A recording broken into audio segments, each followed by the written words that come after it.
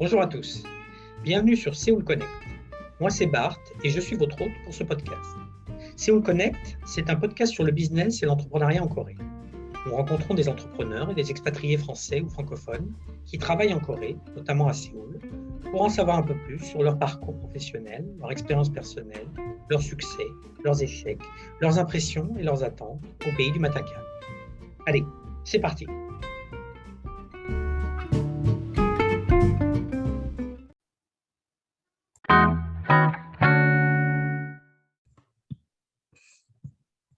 Bonjour, Bonjour Sabrina. ça va? Oui, ça va et toi? Bienvenue dans Séoul Connect. Merci de nous consacrer un petit peu de ton temps. Ce que je te propose, c'est de te présenter déjà en quelques mots.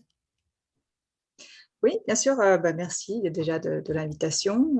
Donc Sabrina Tachdian, donc je suis une Française en Corée depuis 2013 déjà, donc 8 ans. J'ai passé à peu près 4 années à Samsung, dans 2 rôles différents, donc, dans le groupe de stratégie globale et également à Samsung SDS, qui est la branche IT du groupe. Après ça, j'ai passé 3 ans à Line que je viens de quitter. Voilà, donc oui, la grande nouvelle, c'est que en fait, tu étais à Line, mais tu quittes Line. Donc, tu vas démarrer un nouveau boulot, c'est ça? Exactement, oui, d'ici une dizaine de jours. D'accord. Donc, à Line, qu'est-ce que tu faisais à Line jusqu'à maintenant? Donc, je faisais de l'investissement en blockchain. Pour ceux qui ne connaîtraient pas Line, comment tu les présenterais? Alors, Line, c'est une compagnie un peu hybride en fait. C'est connu comme une filiale de Naver en Corée, mais le quartier général est au Japon. Donc, c'est plutôt connu comme une compagnie japonaise au Japon. C'est un peu cette identité, je dirais, hybride d'une compagnie coréano-japonaise qui a plus en fait une présence au Japon et dans l'Asie du Sud-Est. Et puis en Corée, donc, il y a beaucoup d'employés, mais c'est surtout en fait du support, par exemple, développement, etc. Par contre, au niveau leadership, ça reste assez, je dirais, assez coréen. Beaucoup d'anciens Naver, justement, qui ont débuté la compagnie et puis qui y sont toujours.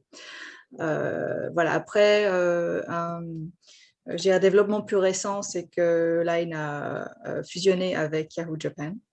Donc, voilà, du coup, le centre de gravité, je dirais, se déplace encore plus sur le Japon. Line a fusionné avec Yahoo Japan. D'accord. Au mois de mars, donc c'est tout récent, c'est tout chaud là. Ok.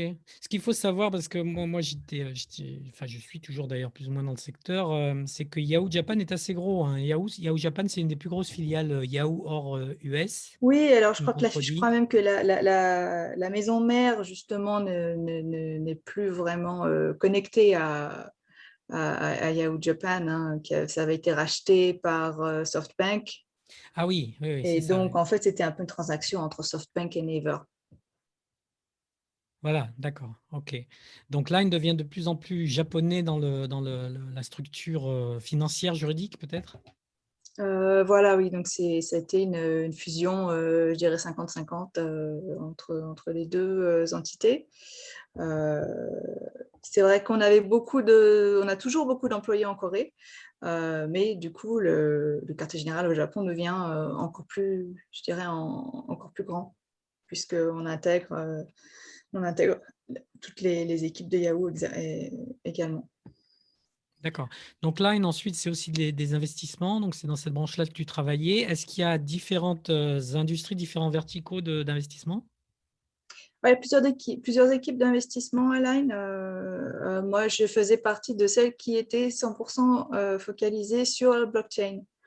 Mais après, donc Line, c'est une grande compagnie. Donc, bien sûr, ils ont investi dans d'autres domaines plus généralistes aussi, hein, dans d'autres startups.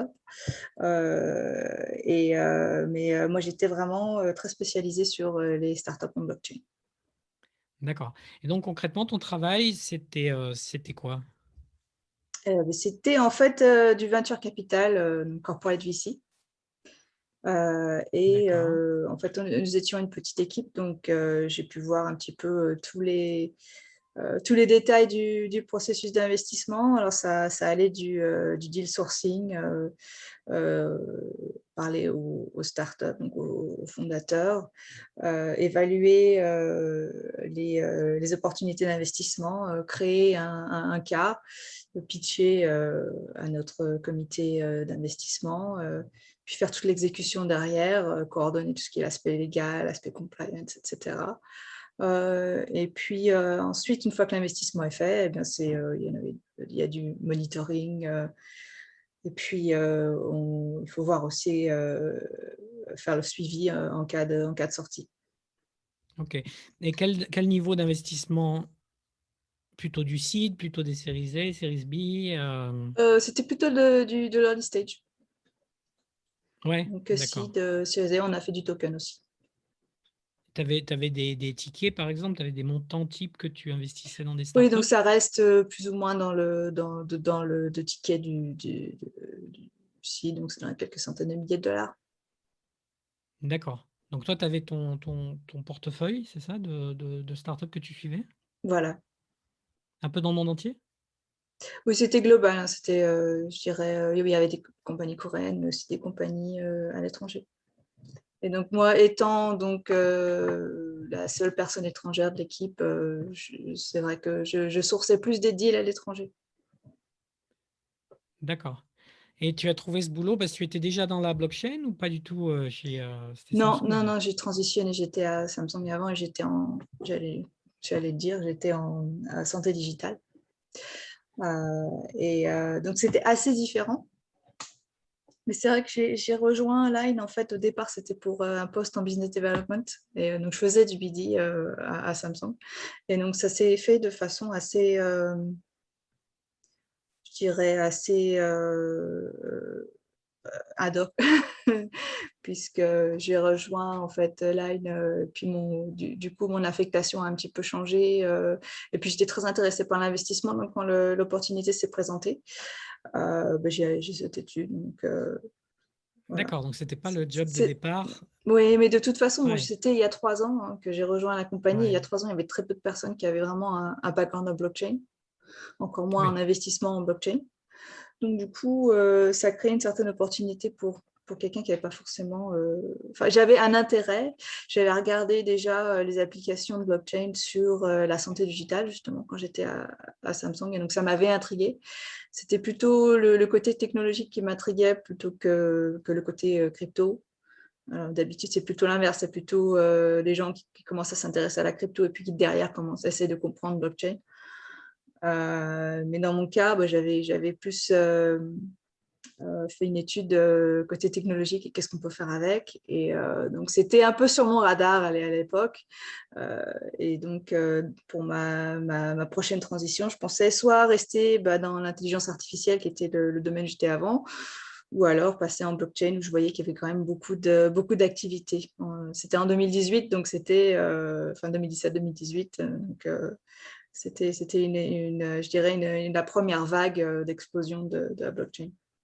D'accord, donc tu savais déjà que tu allais dans le département Line blockchain, donc tu allais Ouais. travailler dans l'industrie blockchain, mais tu pensais que ça serait plus en business développement et ça s'est transformé en VC, c'est ça? Voilà, au départ, D'accord. c'était pour ça que j'avais été engagée. Et puis, les choses ont un petit peu évolué après que j'ai rejoint la compagnie. Et puis, comme j'étais très, très intéressée par l'investissement, que j'ai vu que c'était peut-être une opportunité, du coup, j'ai participé en fait à la création de l'équipe d'investissement pour la blockchain. D'accord. Et donc là, tu m'as dit maintenant, il y a des changements chez Line qui font que tu vogues vers de nouvelles aventures. Voilà, donc j'ai décidé après 3 ans de quitter la compagnie, après une très belle aventure à Line. Donc, je reste dans le domaine de la blockchain. Donc, voilà, je n'ai pas encore beaucoup de détails puisque je n'ai pas encore rejoint mon futur employeur. Donc, je suis impatiente de continuer dans cette industrie qui est quand même assez en ébullition. Oui, clairement, et où la Corée semble avoir un avantage compétitif aussi, non? Il y a beaucoup d'intérêt pour la blockchain en Corée. Il y a beaucoup je dirais, d'investisseurs depuis longtemps. Ouais. Il y a tout un écosystème, il y a des échanges, il y a pas mal de startups. Donc, c'est Ouais. vrai qu'il y a un intérêt qui est quand même assez fort. Je dirais que c'est l'un des hubs en Asie pour tout ce qui est blockchain. Hein. Avec les autres, ce serait, je dirais, Hong Kong, Singapour. Il y a aussi beaucoup d'activités en Chine. Ouais. Mais voilà, donc je dirais en Corée, les projets en blockchain, il n'y en a quand même pas beaucoup qui sont vraiment internationaux. Ça reste assez domestique Comme beaucoup de projets en dans, Corée. dans le focus. Ouais. Il y a beaucoup Comme de beaucoup. projets en Corée. Ça reste quand même assez focalisé sur le marché coréen, Oui, je dis avec quelques exceptions quand comme dans même. beaucoup d'industries, ici en Corée, Oui, je où crois que le c'est e-commerce, c'est centré sur la exactement. Corée, Ouais, ouais. etc. Mais justement, comment enfin, je ne sais pas si tu l'expliques, hein, mais je te pose la question au cas où, parce que tu parles de Singapour et Hong Kong, qui effectivement sont des places financières déjà au départ, donc c'est normal quelque part qu'elles soient fortes en crypto et donc en blockchain, alors que Séoul n'est pas vraiment une place financière. Comment est-ce que tu expliques, Oui, toi, c'est cette marrant, j'ai lu un avancée? article là-dessus récemment. Ouais. Oui, Séoul voudrait être une place financière, Oui, mais d'après ce que je comprends, il y a quand même et je crois que c'est surtout au niveau régulatoire en fait que ça coince, ou taxes, corporate, capital controls. Tout ça, c'est quand même assez difficile de travailler je veux dire, autour de ces contraintes. Et donc, j'ai l'impression il y a pas mal de banques en fait, internationales qui ont fermé leurs branches depuis ces dernières années. Donc, je dirais la tendance, c'est plutôt au niveau du secteur de la finance. J'ai l'impression que c'est un peu la désinternationalisation du secteur coréen. ouais. Et Et ça peut paradoxalement, être résolu, je ouais. pense, mais il faut que ce soit changé au plus haut niveau avec des législations qui soient plus, je dirais, attractives pour, par exemple, les banques internationales et autres players financiers. D'accord. Si on remonte un petit peu dans le temps, donc d'où est-ce que tu viens et qu'est-ce qui t'a amené en Corée? Alors, d'où je viens, disons que j'ai passé à peu près la moitié de ma vie en France. Donc j'ai quitté la France 21 ans. J'étais en train de faire mon école d'ingénieur. Donc Tu étais de quel côté? j'étais à Lyon. Je suis de Lyon à la base. Donc D'accord. voilà, j'étais ingénieur chimie, génie des procédés, qui n'a rien à voir avec ce que je fais Ok. en ce moment. Euh, pendant mon cursus ingénieur, j'ai fait une année de césure en fait pour aller travailler au Japon pendant un an. J'ai travaillé pour une compagnie japonaise chimique, euh, un petit peu au milieu de nulle part, hein, sur une île qui s'appelle Shikoku. J'ai fait ça pendant un an. C'était un programme assez sympa qui s'appelle Vulcanus, que je recommande d'ailleurs à tous les Européens qui ont envie de passer un an au Japon.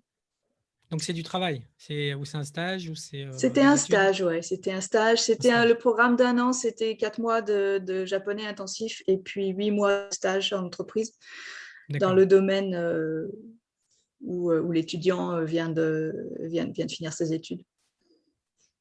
Et donc après cette année au Japon, moi j'ai vraiment adoré la culture japonaise. J'étais pas vraiment prête pour rentrer en France, donc j'ai décidé de continuer mes études aux États-Unis. En fait, je suis jamais rentrée. Oui.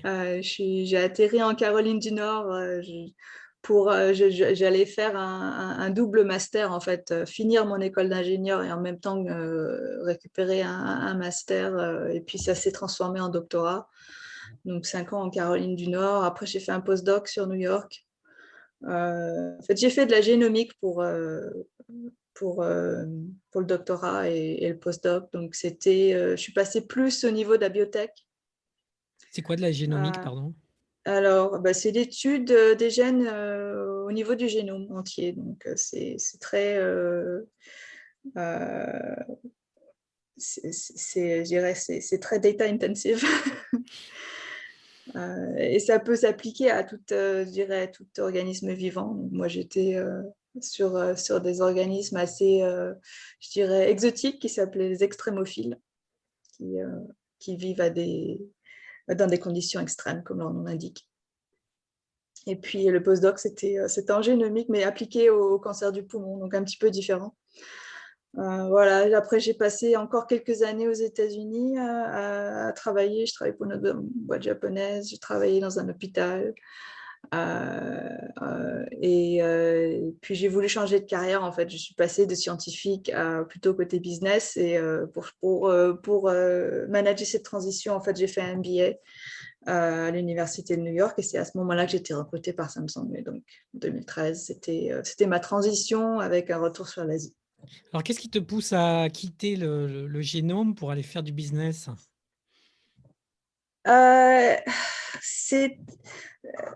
J'ai beaucoup aimé faire de la recherche. C'est vrai que il y a des satisfactions qu'on peut ressentir, je dirais, par exemple, quand on publie un article, c'est vraiment une culmination d'heures accumulées en laboratoire et à faire sa recherche. Donc, ça, c'est quelque chose que j'ai beaucoup apprécié. Mais j'avais aussi envie de faire quelque chose d'un peu moins solitaire. Donc, l'aspect collaboratif, en fait, c'était quelque chose que je voulais un peu, je dirais, j'ai envie d'avoir cette expérience je dirais, le vrai monde en dehors du labo. Et puis, c'est vrai que la recherche, ça avance assez lentement. Donc, entre le temps où on fait sa recherche, on écrit un papier, on le soumet, le papier est publié, ça peut prendre 2-3 ans.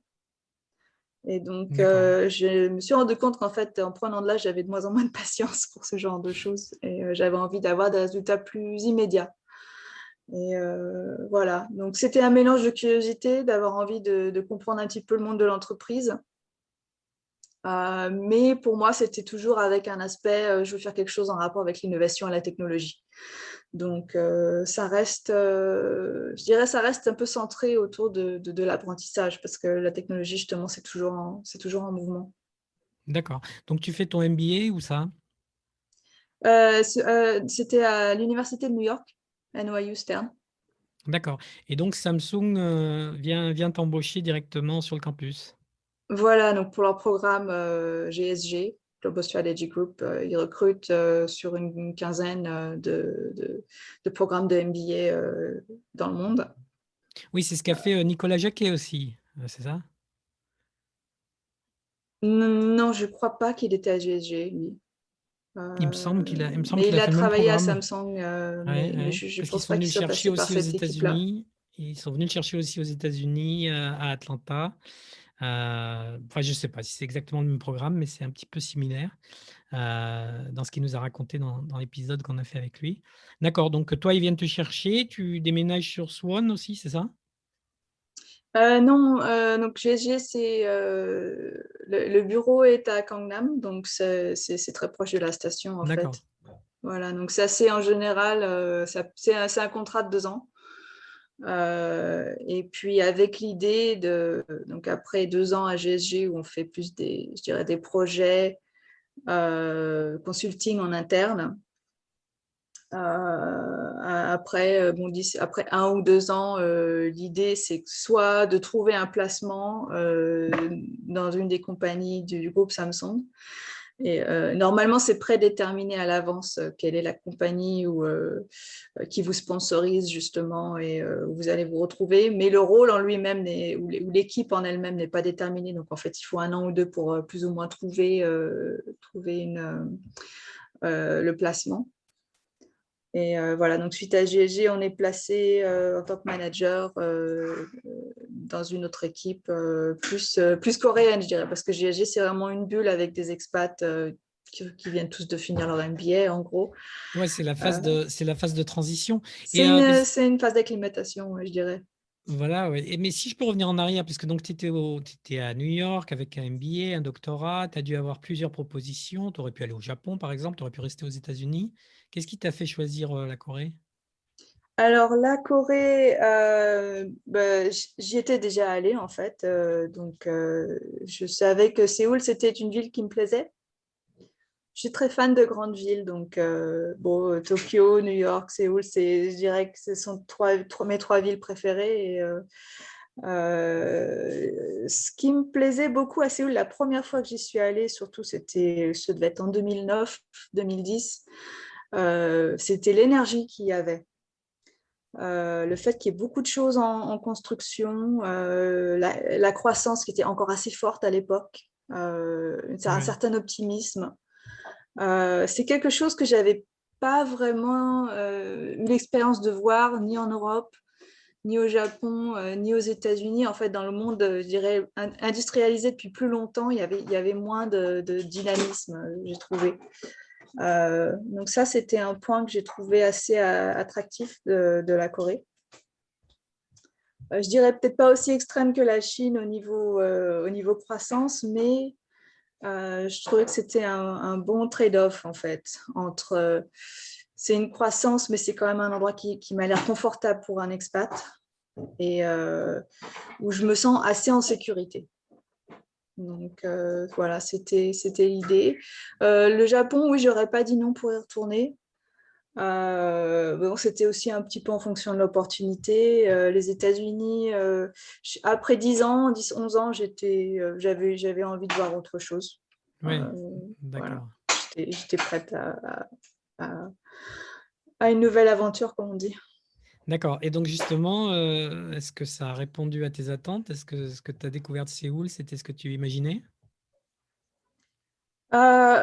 Oui, en fait, je pense que je ne serais pas restée 8 ans si ça m'avait pas plu. Hein. Ah non, mais ça peut être en mieux Ouais, ou ouais. ça peut être en mieux ou en pire, ou en pareil ou en Mais différent. c'est vrai que j'ai eu, je dirais sur les 8 ans, il y a eu quand même des changements de trajectoire hein, parce que c'est vrai qu'au début, je suis arrivée, la croissance commençait à ralentir justement. Donc, ces dernières années, je dirais que l'environnement a un petit peu changé. Hein. C'est de plus en plus dur par exemple pour les jeunes, de vraiment s'établir dans la société coréenne. C'est très compétitif aussi. Donc c'est vrai que j'ai l'impression que la partie optimiste est un petit peu retombée. Justement, c'est quelque chose qui est normal avec une économie qui est de plus en plus mature. Donc, je pense que ça, c'est une évolution des choses qui était prévisible. Optimiste en général, c'est-à-dire de la population en général. Là, tu ne parles pas de ton optimisme à toi, hein, c'est ça? Ah non, non, je parle de la population en général. Non, en Ouais. ce qui me concerne, je pense que c'était, si je devais résumer mes 8 ans en Corée, c'était vraiment une expérience positive. Mais est-ce que tu... Ouais, pardon, vas-y. Ouais. Non, vas-y, je t'en prie. Non, je me demandais, est-ce que tu penses, tu as l'air de dire qu'un pays qui a atteint une croissance stable devient forcément plus pessimiste. C'est vrai que si on regarde la France, on pourrait penser que c'est le cas, mais on a l'impression que les États-Unis, par exemple, restent un pays dont la croissance est beaucoup plus faible maintenant, mais toujours très optimiste, non? Les États-Unis? Oui, ma question, tu as l'air de dire que c'est parce que la croissance n'est pas aussi grande Ouais. qu'avant que la Corée Mm. devient moins optimiste. Oui. Bah oui, parce qu'en fait, en fonction des opportunités pour, euh, pour les gens qui sont en âge de travailler, en fait. Donc, il y en a moins. Donc, ça Il serait y en ça a l'idée. moins, oui, je pense, oui. Mais bon, oui, ça a changé quand même parce que je pense qu'aussi les gens ont plus de ressources. Euh, Quand je suis arrivée, c'était vraiment le début du boom des startups en Corée. Et ça, c'est quelque chose qui a pas mal changé le mindset, je dirais. Parce qu'il y a peut-être 15-20 ans, vraiment le but ultime pour quelqu'un qui arrive sur le marché du travail, c'est de travailler dans un conglomérat et puis d'avoir la sécurité de l'emploi et de faire toute sa carrière dans la même compagnie. Alors que maintenant, je pense qu'il y a une certaine désillusion au niveau des grosses compagnies et je dirais un certain intérêt pour l'entrepreneuriat. C'est aussi dû aux politiques du gouvernement, hein, qui ont fait beaucoup de choses pour essayer de stimuler l'écosystème des startups coréens. Et aussi, je pense, un changement de mindset, parce qu'avant, c'était un petit peu, je dirais, c'était un petit peu stigmatisé de faire sa startup. Et maintenant, c'est... parce qu'en fait, c'est une culture où il y a, je dirais, l'échec n'est pas forcément valorisé comme ça peut l'être aux États-Unis, par exemple. Oui. D'essayer d'échouer dans une start-up, je dirais aux États-Unis, c'est quelque chose où il n'y a pas de stigma autour de ça, alors que je dirais en Asie, c'est un peu plus conservateur. Et donc ça, c'est un mindset qui change. Ouais, c'est une mentalité qui change. D'accord. Donc, si on revient à Samsung, là, tu as fini tes 2 ans, tu intègres un département qui Voilà. est sur quelle spécialité? Alors, j'ai intégré Samsung SDS, qui est la branche IT du groupe. Et sous SDS, j'étais dans l'équipe santé digitale. Donc mon intérêt, c'était aussi un petit peu de relier mon expérience d'avant, qui était plus dans la santé. Donc, c'était un groupe qui m'avait pensé, enfin, que j'avais pensé être un bon fit pour moi. Et c'était une équipe, ouais, c'est une équipe qui m'avait bien plu d'ailleurs. Ils font quoi J'ai Samsung pardon. Ils font quoi en santé À digitale? SDS, alors bon, c'est vrai que Samsung, c'est une très grande entreprise, donc il y a pas mal de, il y a pas mal de groupes qui font de la santé digitale et des produits assez différents. À SDS, ils font plusieurs choses en santé digitale. Je dirais le au cœur, c'était l'EHR, c'était donc les dossiers médicaux électroniques. Donc ça, c'était vraiment le système, je dirais, traditionnel, hein, qui était proposé aux hôpitaux, par exemple. Mais ce n'était pas là-dessus que je travaillais. Je travaillais sur quelque chose qui était un peu plus, je dirais, nouveau. Je travaillais sur un moniteur wearable. Donc, c'était un patch que l'on porte, un patch comme moniteur cardiaque, en fait, pour remplacement de, je ne sais pas si vous connaissez le moniteur Holter. Oui, ça me dit quelque Qui chose, est oui, genre, d'accord. voilà, c'est genre une boîte avec plein d'électrodes et c'est assez difficile de le porter plus de 24 heures, alors que donc Samsung, la solution était beaucoup plus élégante avec un petit patch qui se porte sous le vêtement et qui ne se voit pas, qui peut être porté pendant 2-3 jours d'affilée. Et puis qui connecte au téléphone, et donc du coup les données sont analysées par l'intelligence artificielle en temps réel sur le cloud. Donc c'était une solution qui était beaucoup plus élégante que le Holter, applicable non seulement en milieu hospitalier mais aussi en milieu ambulatoire. Et aussi, je dirais, en milieu à risque, par exemple, on avait fait des tests sur les pompiers, par exemple, donc sur les professions où il y a beaucoup je dirais, de stress cardiaque. C'était une application qu'on avait regardée également. D'accord, donc là, tu es plutôt du côté ingénieur ou chef de projet? J'ai fait un petit peu de product management, mais c'était surtout du business development, c'est-à-dire parler avec les clients. Ah oui, d'accord. C'était pas commercial à l'époque, donc c'était, quand je dis clients, c'était plutôt des partenaires, hein, c'était des hôpitaux avec qui on allait tester ensemble, c'était des groupes de first responders, donc des groupes des équipes de pompiers, par exemple, pour tester, pour affiner le produit, pour définir les specs. Donc justement, après, je ramenais cette info à l'équipe de développeurs, et puis on essayait de raffiner le produit en fonction du feedback. Donc c'était un rôle assez intéressant. D'accord, oui, déjà plus un pas vers le commercial, quoi. Enfin, vers le business développement et vers le Voilà, justement. partenariat. Ouais. Ouais.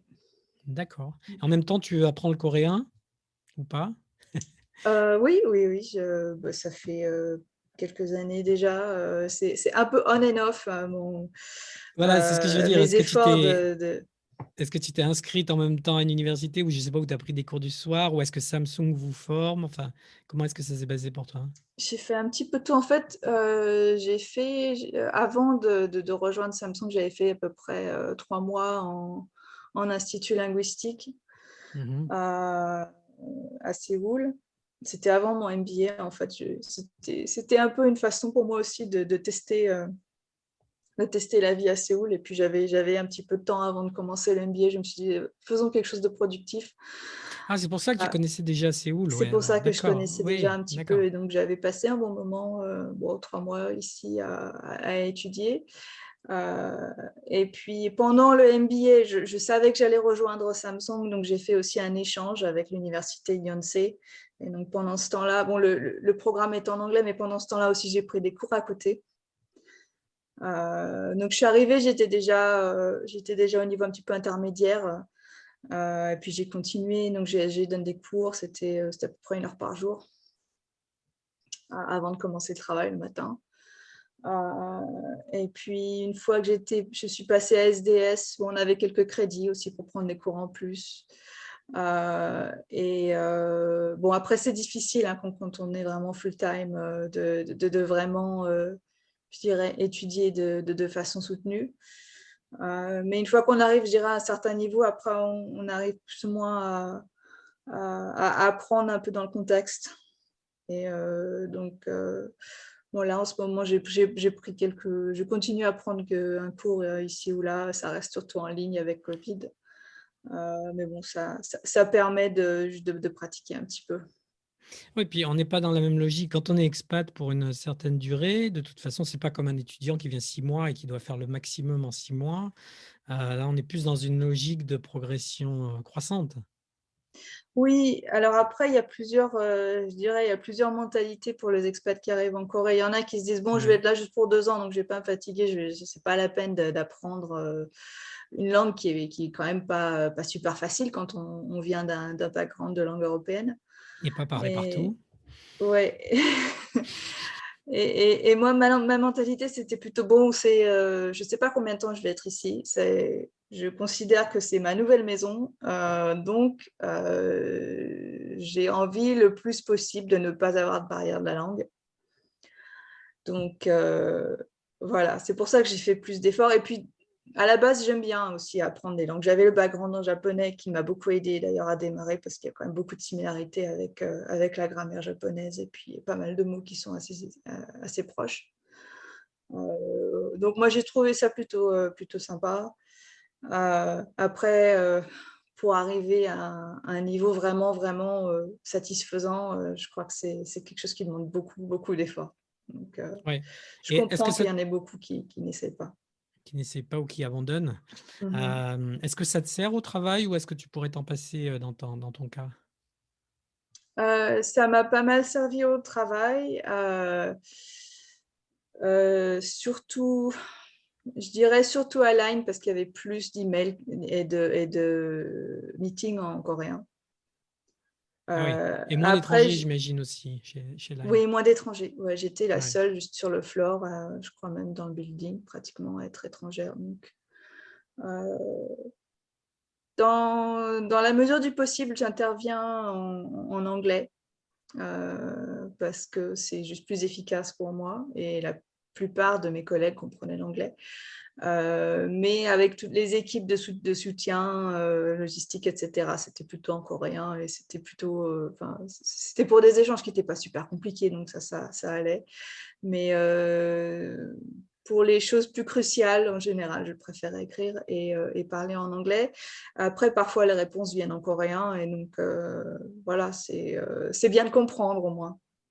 Voilà, oui, tu parles anglais, on te parle coréen et vous pouvez mener une conversation comme ça. Ouais. C'est ce que disaient Mhm. d'autres interviewés. D'accord, donc après le Health Department, là, tu vas où? Tu restes chez Samsung encore ou c'était ta dernière expérience? Non, c'était ma dernière affectation à Samsung. D'accord, oui, que tu as fait pendant 3 ans, c'est ça à peu près? Non, non, pendant à peu près 2 ans. 2 ans, J'ai fait en d'accord. gros 2 ans et demi et 2 ans. Donc à peu près 4 ans et demi au total. Et c'était toujours à Séoul ou tu as bougé un peu? Oui, alors SDS, c'était à Séoul, mais c'était sur Jamshil, Mhm. donc un petit peu à l'est de Séoul. Mais Ce qui est bien placé quand même par rapport à Suwon, par exemple, ou à d'autres campus de Samsung qui sont un petit peu à l'extérieur de la ville. oui, voilà, tu es directement sur Séoul. Et Line, c'était aussi sur Séoul? Line, non, c'était... bon, on avait commencé avec un coworking space à Séoul, mais en fait, au bout de 6 mois, on est revenu directement sur le bureau principal de Line. Et donc, c'était à Songnam, à Bundang. On a eu 2 bureaux. On a été à Line Plus. Et puis après, il y a eu un nouveau bureau qui s'est ouvert pour tout ce qui est FinTech, qui était sur Pangeo. Donc D'accord. voilà, ça c'était un petit peu plus de commute à faire. Oui, parce que toi, tu habites sur Séoul. Voilà, ouais. Et le prochain, alors, donc on ne peut pas en parler. On ne sait pas ce que c'est d'ailleurs de mon côté, en tout cas, mais c'est aussi sur Séoul ou c'est ailleurs? Bah, ce sera de chez moi, donc Ah, d'accord. le commute sera très très court. D'accord. Au début, c'est en remote. Ouais, ça va être en remote, ouais, je pense, pendant une bonne partie. Très bien. D'accord. Bah, écoute, merci pour toute cette expérience. Si on parle un peu plus de ton approche personnelle, on l'a fait déjà un petit peu, mais peut-être plus justement sur l'expérience personnelle de la vie en Corée, que ce soit la vie professionnelle ou personnelle. Quel serait le truc qui te plaît beaucoup et qui te manquerait si tu devais quitter la Corée, si tu devais en choisir un? Je pense que, bon, après 8 ans, c'est vrai que j'ai tissé pas mal de liens. Donc, ce Mhm. serait ces personnes-là qui me manqueraient le plus.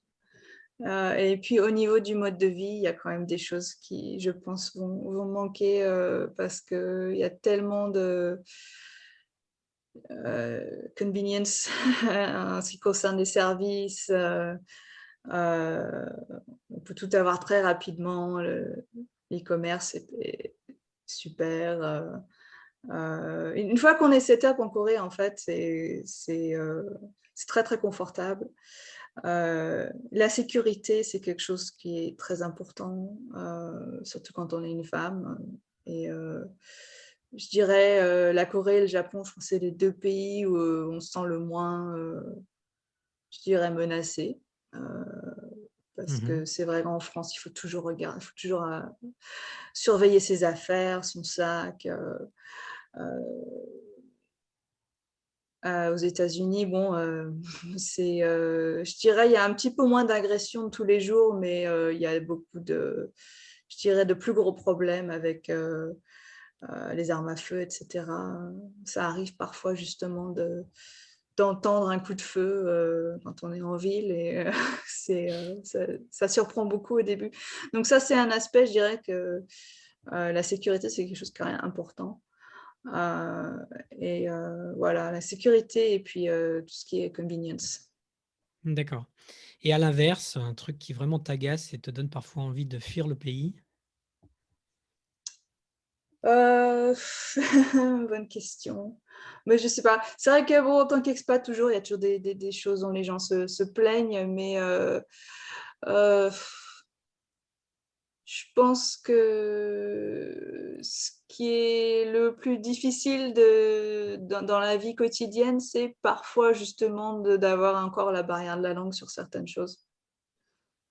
Je dirais, je suis à 80% là et c'est les 20% qui restent qui peuvent être frustrants parfois de pas pouvoir forcément arguer son cas de façon très efficace. Je pourrais le faire en français ou en anglais, par exemple. Donc Mais ça se ça, oui, ça, travaille ça se travaille ou tu crois que tu n'y arriveras jamais parce qu'il y a un niveau maximum auquel on peut prétendre? je pense que ça prendra encore une dizaine d'années. donc, Mais tu les as, a priori, tu n'as pas prévu d'aller nulle part, si j'ai bien compris. ben si, justement, je pense qu'on va partir d'ici la fin de l'année. Donc, Ah bon? ce sera ma dernière année en Corée, a priori. Ouais. Ah ben, voilà un scoop, tiens. Et tu sais où tu vas déjà ou tu sais, est-ce que je peux te demander pourquoi tu pars? Alors, je vise Singapour. la fin de l'année. Donc, pour plusieurs raisons, la qualité de vie, qui est aussi Oui, j'ai très presque envie de bonne. dire, j'ai presque envie de dire, il n'y a pas besoin de, il y a pas besoin de m'expliquer, parce que moi aussi, Ouais, je partirais facilement à Singapour. Mais oui, oui, non, je ouais. plaisante, je t'écoute. Ouais, la qualité de vie. Et puis, je dirais au niveau business culture, c'est quand même, je dirais, plus avenant pour les expats. Le travail se fait exclusivement en anglais. Et je dirais que c'est plus inclusif. C'est un peu difficile d'être une minorité, double minorité en Corée dans un milieu professionnel. Donc, étrangers et femmes, on ne se sent pas forcément très bien entouré. Donc, Oui, il y a de la sécurité, mais il y a un malaise, quoi. C'est ça que tu es en train de je dire. dirais que c'est difficile parce que la façon dont les Coréens network pour le travail, c'est très gender segregated, je ne sais pas comment on dirait en français, mais donc c'est très séparé en fait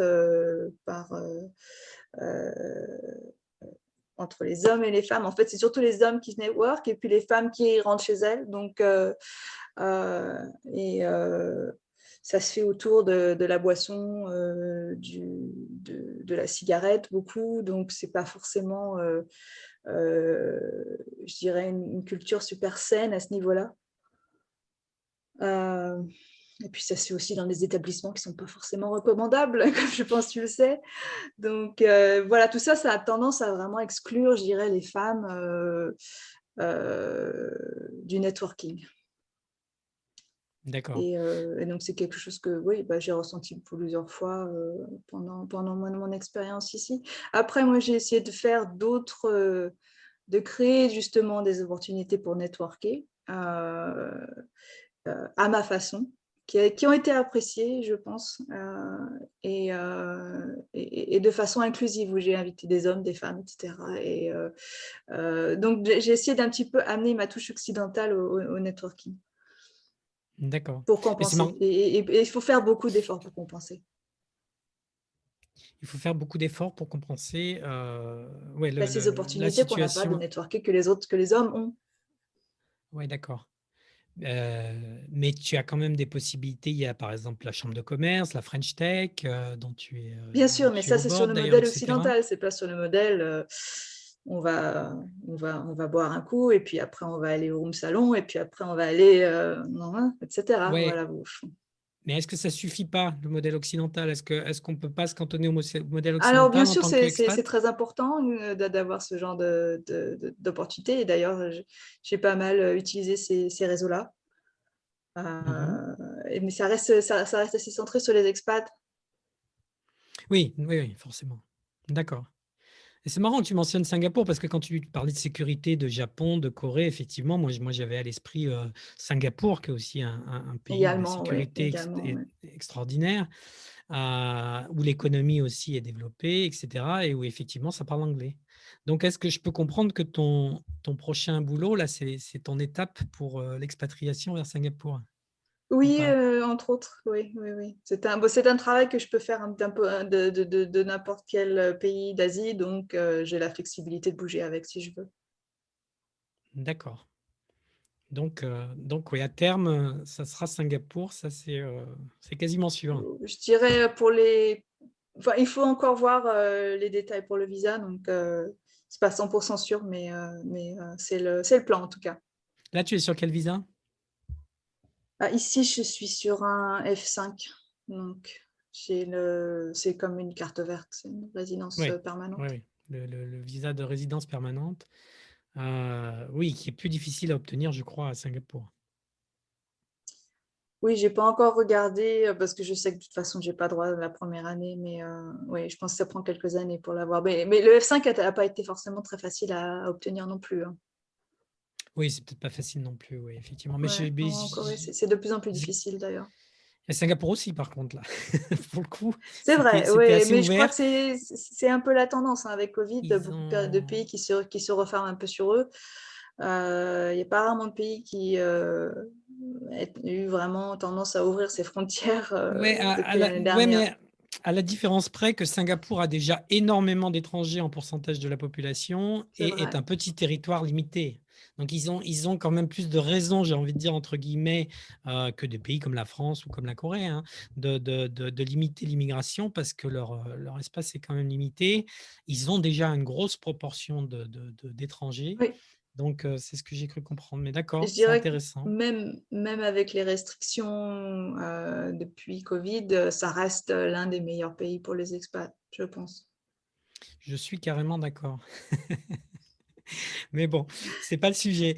Dernière question, est-ce qu'il y a quelque chose ou qu'est-ce que tu aurais aimé qu'on te dise avant que tu arrives en Corée parce que ça t'aurait facilité la vie de le savoir, Ah, bonne question. à part les networking Ouais, dans les endroits glauques. non, j'ai pas eu vraiment de grosses surprises, je pense, après être arrivée ici. Euh, donc, Des fois, tu sais, les des fois, choses que je on a ferais de la même façon, c'est d'investir pas mal de temps dès le début ouais. à étendre mon réseau, euh, non seulement parmi les expats, mais aussi avec d'apprendre à connaître les gens locaux. Et donc ça, je pense que je l'ai bien fait, je le referai de la même façon. Oui, mais oui, apprendre, passer pas mal de temps à apprendre la langue, mais ça aussi, je crois que j'ai dédié T'as pas eu de choc pas culturel mal où tu t'es d'efforts. dit ah mais bon sang, d'accord, je comprends pourquoi ça marche comme ça et pas comme moi j'avais pensé avant. Non, c'était jamais arrivé ce genre de situation. Pas vraiment, parce que c'était déjà mon 4e pays, et après le Japon, qui est vraiment Ouais. aussi assez extrême, je suis passée j'ai fait un petit peu de tout, hein, entre la France, le Japon, les États-Unis, qui est vraiment un peu l'inverse du Japon. Après la Corée, j'arrivais plus ou moins à faire des parallèles avec le Japon, par exemple, sur certaines choses. Sur d'autres, il y a quand même de grosses différences également, hein, d'un point de vue culturel. Mais j'ai pas eu d'énormes surprises, je dirais. Soit ça, soit je m'en rappelle plus parce que je me suis habituée. D'accord, oui, oui, oui. Puis comme Ouais. tu dis, c'est vrai qu'en enchaînant les pays, on enchaîne aussi, on prend une certaine habitude euh, à ne plus s'étonner de rien. Très bien. Bon, bah alors, donc nouveau boulot, bientôt nouvelle destination. Est-ce que pour terminer, tu as une annonce ou quelque chose que tu veux partager pour finir cet épisode? Euh, non, pas vraiment. On a tout dit. Euh, je crois qu'on a fait le tour, mais je pourrais peut-être te faire une update d'ici quelques semaines, une fois que Écoute, j'aurai oui, commencé. oui, oui, de toute façon, oui, oui, non, mais pour le boulot, c'est clair, on a dit qu'on n'en parlait pas. Donc, on saura ça prochainement, avant la sortie de l'épisode, de toute façon. Il n'y aura plus qu'à regarder sur ton compte LinkedIn. Eh bien, écoute, merci en tout cas pour ton temps et pour ce partage Ah d'expérience. si, je veux bien faire une petite plug, mais je ne sais pas en fait euh, quand l'épisode va sortir, mais si ça sort avant le 10 mai, je ferai volontiers une plug pour la conférence Tech for Good de French Tech, où je suis active en tant que board member. Donc, si ça vous intéresse, à vous, vos auditeurs, je vous invite Ouais. à vous inscrire pour la conférence Tech for Good, qui est complètement gratuite et qui est du 10 au 12 mai. Ouais, j'ai peur que normalement, là, je suis sur un rythme à peu près à un mois à l'avance que je vais essayer de garder parce que là, comme D'accord, j'enchaîne bah, ce les sera trop tard épisodes, alors, dans ce cas-là. ça risque d'être trop tard. Mais comme tu le sais, comme je fais pas mal de choses avec la French Tech, j'essaierai de le rappeler dans des épisodes, que ce soit sur ce podcast ou sur celui en anglais, de le rappeler pour vous, quoi. Parce que là, oui, a priori, on va sortir d'ici un mois. Et comme D'accord, effectivement, en ce moment, je suis pas mal sur l'autre podcast aussi, je ne vais pas essayer de trop accélérer le rythme. Je suis à un épisode par semaine, quoi, sur chacun des podcasts. d'accord. Ok, Voilà. bah, très OK. bien. Je te remercie de m'avoir invité. Merci à toi. À bientôt. Au revoir, bonne journée.